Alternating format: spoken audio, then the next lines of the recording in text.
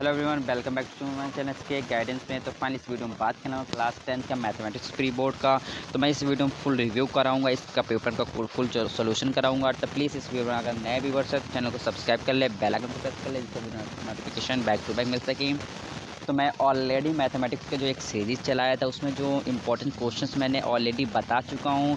और इससे पहले आपने जितने भी प्री बोर्ड का पेपर मैंने सॉल्व कराया है उसको नहीं चेक किया तो प्लीज़ प्लेलिस्ट में बना हुआ है, वहाँ से जाके आप चेकआउट कर सकते हैं, वहाँ से वीडियो को प्ले करके देख सकते हैं। ठीक है, तो चलिए इस वीडियो को पूरा प्रॉपर बने रहना और वीडियो को एंड तक जरूर देखना। ठीक है, चलिए मैं एक क्वेश्चन का सोल्यूशन भी प्रोवाइड कराऊंगा। तो चलिए फर्स्ट क्वेश्चन आपके सामने क्या दे रहा है, ये फर्स्ट क्वेश्चन आपके सामने दे रहा है कि एक्स स्क्वायर माइनस का 1/9 इक्वल टू 0 है, तो एक्स की वैल्यू फाइंड करना है। ठीक है, तो हमें इसकी एक्स की वैल्यू फाइंड करना है। अच्छा, कोई भी क्वेश्चन है उसमें देखिए एक्स स्क्वायर माइनस का 1/9 है इक्वल टू 0 दिया है। ठीक है, जब इसको एक्स की वैल्यू फाइंड करें तो माइनस का ये नंबर जब उस तरफ जाएगा 0 के इक्वल जाएगा तो प्लस का आएगा।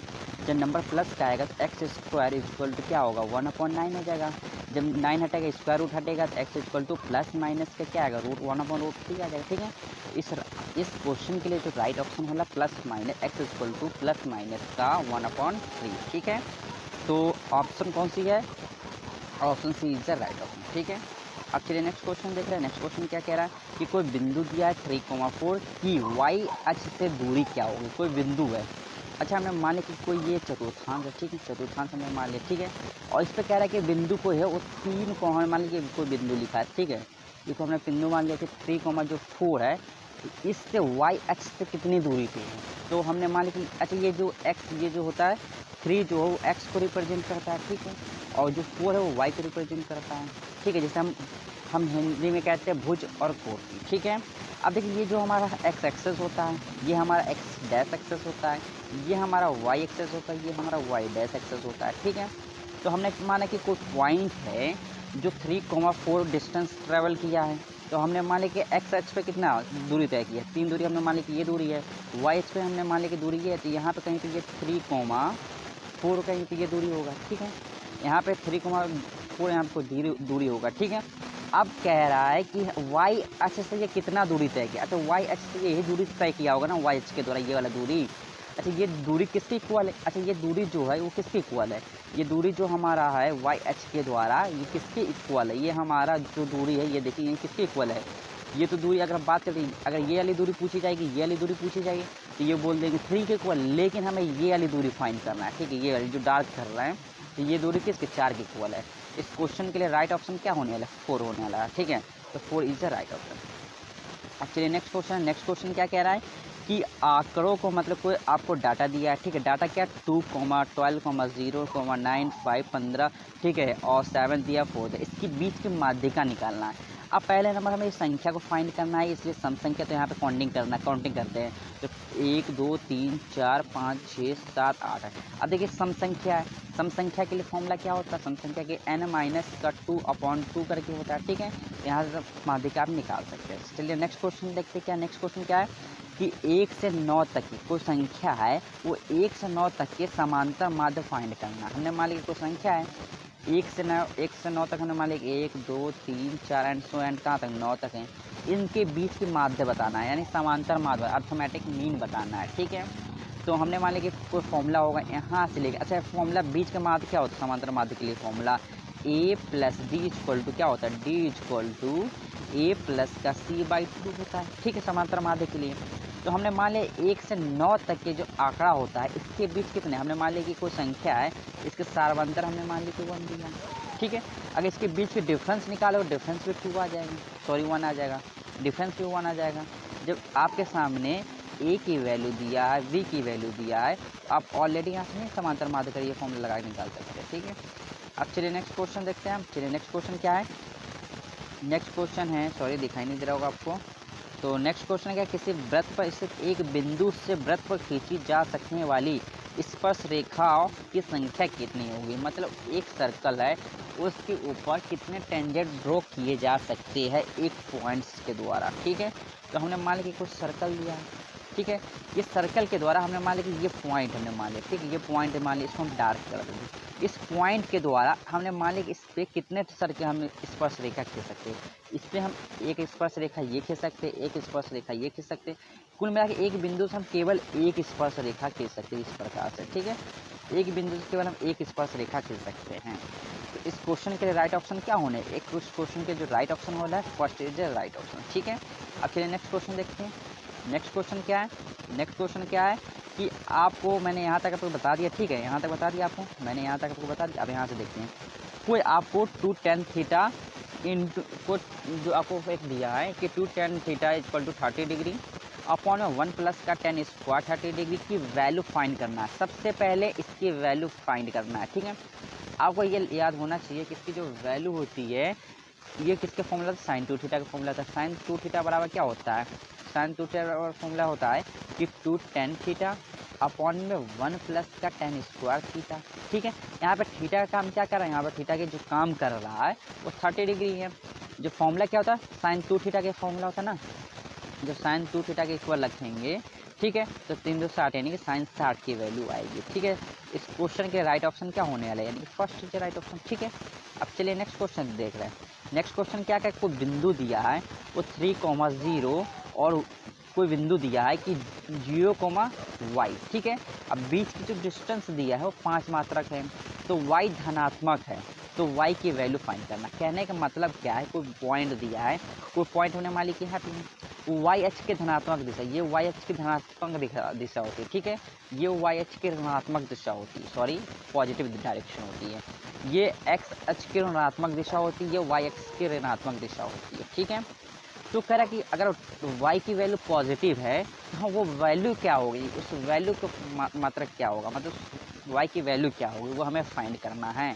अब देखिए डिस्टेंस आपके सामने दिया 5 मात्रक, ठीक है। डिस्टेंस दिया तो फॉर्मूला क्या होता है, हमने मान लिया कि वो पॉइंट दिया है, ए हमने मान लिया कि ये पॉइंट दिया, बी हमने कोई पॉइंट हमने मान लिया, तो हमें इस ए बी की बीच के हमें डिस्टेंस कैसे फाइंड करना है। तो इसके एक फॉर्मूला होता है ए बी इक्वल टू इसको रूट के अंदर x2 माइनस x1 का होल स्क्वायर प्लस का y2 माइनस y1 का होल स्क्वायर, ठीक है।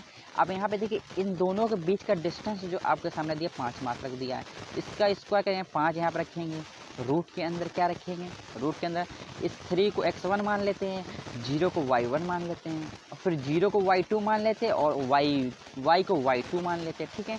जब यहाँ से वैल्यू रख के सॉल्व करेंगे ना तो यहाँ से एज इट इज़ आ जाएगा, ठीक है। क्योंकि मेरे पास डिस्प्ले कम पड़ रहा है, स्पेस कम है, तो इसलिए मैं इसको सॉल्व करके नहीं दिखा पाऊँगा, ठीक है। सिर्फ आपको हिंट प्रोवाइड करा दूंगा। अब चलिए नेक्स्ट क्वेश्चन क्या है। नेक्स्ट क्वेश्चन कह रहा है कि 867 और 255 का मासा क्या होगा, ठीक है। मासा यूक्लिड विभाजन एल्गोरिथम का प्रयोग करके आपको फाइंड करना है। कुल मिला कहने का मतलब ये है कि इसका जो एचसीएफ फाइंड आउट करे एल्गोरिथम डिवीजन के द्वारा, ठीक है। तो क्या है 867, ठीक, 867 को आपको इस ब्रैकेट के अंदर लिखना है, ठीक है। अब 255 से आपको इसको मल्टीप्लाई करना है, सॉरी भाग कराना है। जो कॉमन फैक्टर मतलब सबसे लोवेस्ट वैल्यू आएगी इस क्वेश्चन में वो आपका एचसीएफ होगा, ठीक है। चलिए नेक्स्ट क्वेश्चन देखते हैं। नेक्स्ट क्वेश्चन क्या कह रहा है कि सिद्ध कीजिए कि एक त्रिभुज की 2 भुजाओं के मध्य बिंदु को मिलाने वाली रेखा तीसरी भुजा के समांतर होती है। अच्छा हमने मान लिया कोई ट्रायंगल है, ठीक है, ट्रायंगल हमने मान लिया, कह रहा है कि 2 त्रिभुज के मिलाने वाला एक ट्रायंगल में मान लिया कि ए बी सी है, ठीक है। 2 त्रिभुज है, उसके ये त्रिभुज के मिलाने वाली जो भुजा होती है, एक भुजा का हमने ये मान लिया, ये त्रिभुज हमने ये वाला भुजा मान लिया, ठीक है। इस पे ये 90 डिग्री होगा, इस पे ये 90 डिग्री होगा। अब कह रहा है कि ये लाइन जो हमने ये परपेंडिकुलर खींचा है, तो ये लाइन और ये लाइन आपस में इक्वल होगा, ये कैसे फाइंड करना है। तो आप समरूपता के नियम जो पढ़े हैं एंगल बाय एंगल से आप इस क्वेश्चन को प्रूफ कर ले जाएंगे, ठीक है। मैंने आपको हिंट दे दिया है। अगर आप लोग इस क्वेश्चन को नहीं कर पाते हैं तो आप लोग कमेंट करें और मैं इसका सॉल्यूशन भी प्रोवाइड करा दूंगा, ठीक है। चलिए नेक्स्ट आगे क्वेश्चन देखते हैं।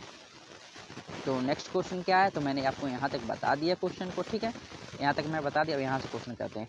सिद्ध कीजिए कि वो इक्वेशन दिया है 4x² प्लस का 5x प्लस का 3 और एक जो है वो बराबर है किसके 3x² के, और वो बराबर किसके 4x+2 की एक द्विघातीय समीकरण है। ये हमें फाइंड करना है कि ये प्रूफ करना है कि एक क्वाड्रेटिक इक्वेशन है, मतलब द्विघाती समीकरण है कि नहीं। आप देखिए कैसे फाइंड करेंगे। आप कहने के बाद देखिए यहाँ से फाइंड करेंगे, ठीक है, दोनों सारे इक्वल में है। अच्छा, एक बार आप इसको इक्वल कर लीजिए, एक बार इसको इक्वल कर लीजिए, ठीक है। अगर वैल्यू जो होती है x² के फॉर्म में आती है, कोई भी वैल्यू अगर यहाँ से निकलने के बाद अगर x² के फॉर्म में आती है, मतलब कहने का मतलब x के जो पावर होती है एक होल नंबर, मतलब एक पूर्ण संख्या होनी चाहिए। पूर्ण संख्या क्या होता है? होल नंबर को W से प्रदर्शित करते हैं, 0 1 2 3 एंड सो ऑन, कहाँ तक? इन्फिनिटी तक। मतलब कहने का मतलब x² जो होता है ये पावर एक पूर्ण संख्या होनी चाहिए, और एक क्वाड्रेटिक मतलब इसकी पावर मैक्सिमम जो है वो 2 होनी चाहिए, ठीक है, द्विघाती समीकरण होने के लिए। तो आप यहाँ से इसको फाइंड कर सकते हैं इजीली, ठीक है। अब चलिए नेक्स्ट क्वेश्चन क्या है। एक शंकु के छिन्नक तिर्यक ऊंचाई जो है 4 सेंटीमीटर, इनके वृत्तीय सिरों के परिमाप जो है और परिधि भी आपको दिया है। देखिए परिधि दिया है 18 सेंटीमीटर और 6 सेंटीमीटर। तो छिन्नक जो है उसके वक्र पृष्ठ क्षेत्रफल हमने मान लिया कि छिन्नक इस प्रकार है, ठीक है, छिन्नक इस प्रकार है, छिन्नक इस प्रकार, ठीक है। इसके जो एक भाग, इसके अंदर एक और भाग है, इसके एक अंदर भाग और, ठीक है, इसके अंदर भाग एक और है। इनके दोनों का व्यास आपको दिया है, परिधि का क्षेत्रफल। यहाँ से आप परिधि निकालने के अब यहाँ दोनों की त्रिज्या निकालें। जब त्रिज्या निकल जाएगा तो आप यहाँ से छिन्नक का फॉर्मूला लगा करके आप यहाँ से आप इसके क्या कहते हैं, वक्र पृष्ठ क्षेत्रफल फाइंड कर सकते हैं, ठीक है, इजीली। अब चलिए नेक्स्ट क्वेश्चन क्या, नेक्स्ट क्वेश्चन क्या आ रहा है कि जो प्रूफ डैट करना है हमें रूट के अंदर रूट के अंदर 2 को हमें प्रूफ करना है कि एक अपरिमेय संख्या है। तो ये जो प्रूफ करना है वेरी इजी होती है। कैसे इजी होती है कि हम रूट ए इक्वल टू हमने मान लेते हैं a प्लस का b मान लेते हैं, और कहते हैं यहाँ पे a और b जो है इसको हम a प्लस b मान सकते हैं, या रूट 2 इक्वल टू हम p/q भी मान सकते हैं, ठीक, p/q मान सकते हैं, या a/b भी मान सकते हैं, ठीक है। यहाँ से अब ये भी बताना पड़ेगा कि जो a है और b है वो 0 के इक्वल नहीं हो। अगर 0 के इक्वल हो जाए तो वैल्यू नॉट डिफाइंड हो जाएगा। जब वैल्यू नॉट डिफाइंड हो जाएगा तो ये अपरिभाषित ही नहीं होगा, इसका मतलब इसको हम सॉल्व ही नहीं कर सकते हैं। ये हुआ कि नहीं बात? तो आप यहाँ से a/b मान सकते हैं, या p/q मान करके आपको यहाँ पे स्क्वायर करना है। स्क्वायर करने के बाद वैल्यू को इक्वल करना है और सेटिस्फाई करा के आपको ये सिद्ध करना है कि रूट 2 एक अपरिमेय संख्या है, ठीक है। अब चलिए नेक्स्ट क्वेश्चन देख रहे हैं। नेक्स्ट क्वेश्चन क्या कह रहा है, नेक्स्ट क्वेश्चन जो है x - 1/x इक्वल टू 3 दिया है, और कह रहा है कि x is not equal to क्या होना चाहिए, 0। सही बात बता रहा है, x is not equal to 0 होना चाहिए। अगर x की वैल्यू अगर 0 हो जाएगा, अगर मान लें कि यहाँ पे हमने 1/0, अगर कोई भी 0 से अगर कोई भी छोटी संख्या में या बड़ी संख्या में जब 0 से भाग कराएं तो वैल्यू जो होती है एक बहुत बड़ी नंबर आती है। मतलब कहने का मतलब ये है कि एक जो वैल्यू आएगी वो बहुत इन्फिनिटी को टेंड करेगा, मतलब उसकी जो टेंडिंग होगी वो इन्फिनिटी तक होगी, उसकी जो वैल्यू होगी बहुत बड़ा होगा, जिसको हम परिभाषित ही नहीं कर सकते, ठीक है। चलिए वहाँ तक आपको नहीं देखना है, हमें कुल मिलाकर क्वेश्चन को करना है। तो क्वेश्चन कैसे करते हैं, कहने का मतलब है x - 1/x इक्वल टू 3 दिया, और कह रहा है कि x is not equal to क्या होना चाहिए, 0 होना चाहिए। तो हमें मूल्य यानी कि फाइंड करना, वैल्यू फाइंड करना है। तो यहाँ से क्या करना है, यहाँ पे आप यहाँ पे 1 मान करके एलसीएम ले, वहाँ पे यहाँ 1 मान के एलसीएम ले। जब एलसीएम लेंगे तो क्या होगा, x² माइनस का 1 अपॉन में x, ठीक है, इक्वल टू 0 हो जाएगा। सॉरी 3 है, अपॉन में 3 चल रहा, अपॉन में 1 हो जाएगा। जब यहाँ से वैल्यू निकालेंगे ना तो x² माइनस का 1 बराबर 3x हो जाएगा। जब 3x, अब ये प्लस का 3x जो है इस तरफ लाएंगे तो x² माइनस का 3x और माइनस का 1 बराबर 0 हो जाएगा, ठीक है। अब कह रहा है कि x² माइनस का 3x माइनस का 1 मल्टीप्लाई करके आपको 1 लाना है, और क्या करता है, मल्टीप्लाई करके आपको 1 लाना है और घटा करके आपको कितना 3 लाना। तो आपको ये फैक्टराइज नहीं होगा। जब फैक्टराइज नहीं होगा तो एक ही फॉर्मूला याद आता है, क्या, श्रीधाराचार। श्रीधाराचार फॉर्मूला क्या होता है, माइनस का b प्लस माइनस रूट के अंदर b² माइनस का 4ac अपॉन में 2a। इस फॉर्मूला से आप इसके मूल निकाल सकते हैं, ठीक है। मूल मतलब कहने का अल्फ़ा तथा बीटा का मान आप इजीली यहाँ से निकाल सकते हैं, ठीक है। अब चलिए नेक्स्ट क्वेश्चन देखते हैं। नेक्स्ट क्वेश्चन क्या कह रहा है कि द्विघाती समीकरण जो दिया है 3x² माइनस का 2 रूट 6x प्लस का 2 इक्वल टू 0 के मूल फाइंड करना है, मतलब इसकी वैल्यू फाइंड करना है हमें। तो आपको इजी है, क्या, 3x² लिखा है, ठीक है, माइनस का 2 टाइम्स ऑफ रूट 6x दिया है, ठीक है, और प्लस का 2 दिया इक्वल टू 0 दिया। ठीक है, अब देखिए हमें मल्टीप्लाई करके कितना लाना है, 6 लाना है, और ऐड करके हमें 2√6 लाना है। तो एक काम करते हैं, 3 2 6 हो गया और हमें इसका 6 लेना, तो हम क्या करते हैं, इसको हम 3x² x से लिख देते हैं। ठीक है, इस √2 को हम क्या √6 प्लस का √6 x बाहर ब्रैकेट में, मतलब बाहर ये x लिख सकते हैं, प्लस का 2 लिख सकते हैं इक्वल टू 0। ठीक है, जब आपको यहाँ पे बराबर 0 इक्वल करेंगे तो यहाँ से √x कॉमन करेंगे, सॉरी √6 कॉमन करेंगे, यहाँ से आप √6 कॉमन करेंगे, यहाँ करने के बाद जब वैल्यू को इक्वल करेंगे तो यहाँ से x की वैल्यू मिल जाएगा। ठीक है, अब चलिए नेक्स्ट क्वेश्चन देखते हैं। अब नेक्स्ट क्वेश्चन देखते हैं। नेक्स्ट क्वेश्चन आप लोग इसको देख ले। ठीक है, अब नेक्स्ट क्वेश्चन ये देखिए, नेक्स्ट क्वेश्चन मैं अब ट्रायंगल वाला देख ले। ठीक है, अब ट्रायंगल वाला, अब चलिए नेक्स्ट क्वेश्चन क्या है, sec 4a इक्वल टू दिया है cosec a माइनस का 20, जबकि a एक न्यून कोण, मतलब न्यून कोण पर कहने का मतलब है कि जो a की वैल्यू है वो आपको 90 से छोटा है, तब हमें a की वैल्यू क्या फाइंड करना है। 90 से छोटा कुछ भी वैल्यू हो सकता है। ठीक है, न्यून कोण का मतलब कुछ भी वैल्यू हो सकता है, तो कहने का मतलब हमें इसकी वैल्यू फाइंड करना है। अच्छा, इसकी वैल्यू फाइंड करना है तो हम इसको इस तरीके से लिख सकते हैं, sec 4x को हम इसको हम cosec 90 माइनस का 4a लिख सकते हैं कि नहीं। और इक्वल टू हमें दिया cosec कितना दिया, cosec a माइनस का 20 दिया है। ठीक है, 20 दिया है। अब इस क्वेश्चन से हमें देखिए cosec से cosec कैंसिल आउट हो जाएगा। अब 90 माइनस का 4a बराबर यहाँ क्या हो जाएगा, 90 माइनस का 4a माइनस का a माइनस का 20 हो जाएगा। कुल मिला के कहने का मतलब यहाँ से जो वैल्यू आपको मिलेगा 90 माइनस का 4a बराबर जो वैल्यू मिलेगा a माइनस का 20 मिलेगा। अच्छा, एक बात करते हैं, माइनस का 4a है इस तरफ आएगा तो प्लस का 4a, और ये माइनस का 20 इस तरफ आएगा तो प्लस का 20, तो माइनस का 4a में से एक जाएगा तो 5a आ जाएगा, तो 5a हम यहाँ पे एज इट इज लिख सकते हैं। ठीक है, अच्छा 20 90 कितना हो गया, 110 हो जाएगा, 110 हो जाएगा। इसको 5 से डिवाइड कर सकते हैं, 5 से काटते हैं, 5 एकम 5, 5 दूनी 10। ठीक है, कैरी 1, 5 दूनी 10, यानी कितना हो गया, a की वैल्यू कितना आ गया, ए की जो वैल्यू आ गया 22 डिग्री आ गया। ठीक है, तो अब देखिए 22 डिग्री मतलब ये न्यून कोण से, मतलब 90 से लेस देन इसकी वैल्यू है। ठीक है, यानी 90 से लेस देन इसकी वैल्यू है, तभी हमें कह रहा है कि न्यून कोण होना चाहिए। अब चलिए नेक्स्ट क्वेश्चन क्या है। नेक्स्ट क्वेश्चन कह रहा है दो घनों जिसके प्रत्येक का आयतन जो दिया है 64 सेंटीमीटर है। कोई भी दो घन है, उसका जो आयतन दिया है, देखिए यहाँ वॉल्यूम इसका दिया है 64 सेंटीमीटर, और संलग्न फलकों को मिला करके, मतलब इसके फलक जो है इसके किनारों को मिला करके एक घन बनाया जा रहा है। ऐसे प्राप्त घनाभ का कुल पृष्ठीय क्षेत्रफल हमें फाइंड करना है। तो कहने का मतलब दो घनों को, जिनमें दो घन है, जिनमें प्रत्येक का जो किनारा 64 सेंटीमीटर संलग्न को मिलाकर एक घनाभ बनाया था। अच्छा, दो घनों को मिलाकर के एक घनाभ बनाया जा रहा है। कहने का मतलब ये है जो घन का आयतन होगा वही हमारा घनाभ का आयतन होगा। इसका मतलब जो घनाभ का आयतन है वो घन के आयतन के बराबर होना चाहिए। तो घन का आयतन क्या होता है, भुजा क्यूब जो होता है वो 1/64 के बराबर होगा, 64 के बराबर होगा।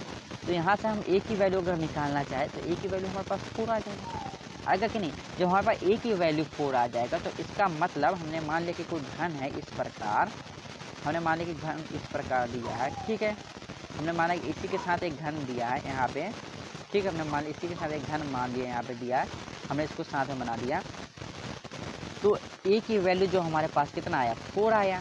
इसका मतलब यहाँ से यहाँ तक हमारा इसकी वैल्यू 4 आया, इसकी भी वैल्यू जो 4 होगी। तो कहने का मतलब जो हमारा यहाँ से यहाँ तक इस पूरी लेंथ की जो वैल्यू आएगी वो 8 सेंटीमीटर आएगी।